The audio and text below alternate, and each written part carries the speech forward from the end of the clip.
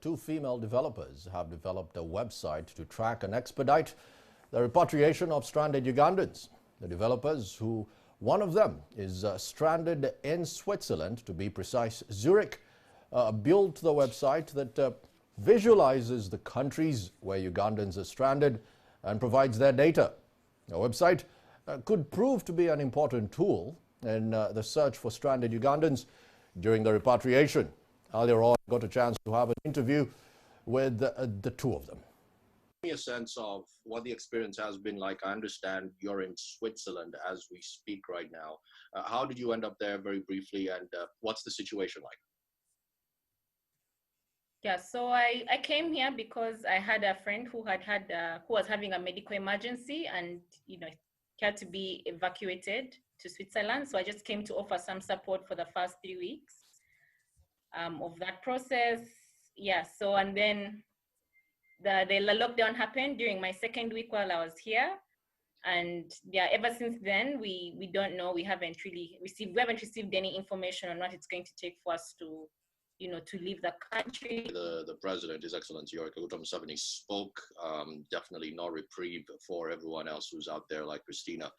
Just give me a sense of what you've actually been up to. Have you tried to get in touch with the Foreign Affairs Office here in Uganda? Yeah, so both of us have been actually doing a lot of that, Tina and myself. So we have been trying to reach out to airlines, sending emails, trying to coordinate with different people within also the Foreign Affairs. And we were then able to know, it actually led us to know what we need to do as a team to help us be able to push this platform that we are trying to do right now. So we were able to know that by lobbying airlines and embassies, we would be able to get more numbers, more volumes of people being able to sign up somewhere and be able to sign up and be able to know, okay, where they located and where they're going, so that we can be able to at least help in one way or another by providing this data.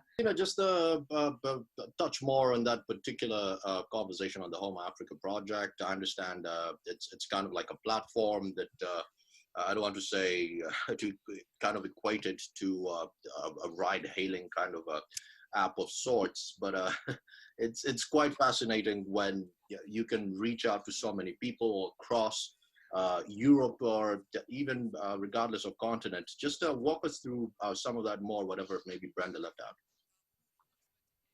Yeah, so the Home Africa platform, the Homecoming Africa platform, it captures the data of where people who are stranded are and where they're trying to get. Right now, we have just limited it to people who are trying to return to Africa, because that's where the biggest challenge is for airlines to get information or to get, affordable flights for people to get back home.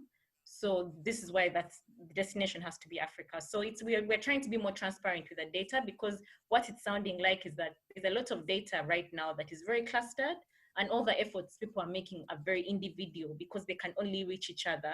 But what this platform does is that it shows you, who is stuck where and how many people are there, how many people are trying to get to a particular location.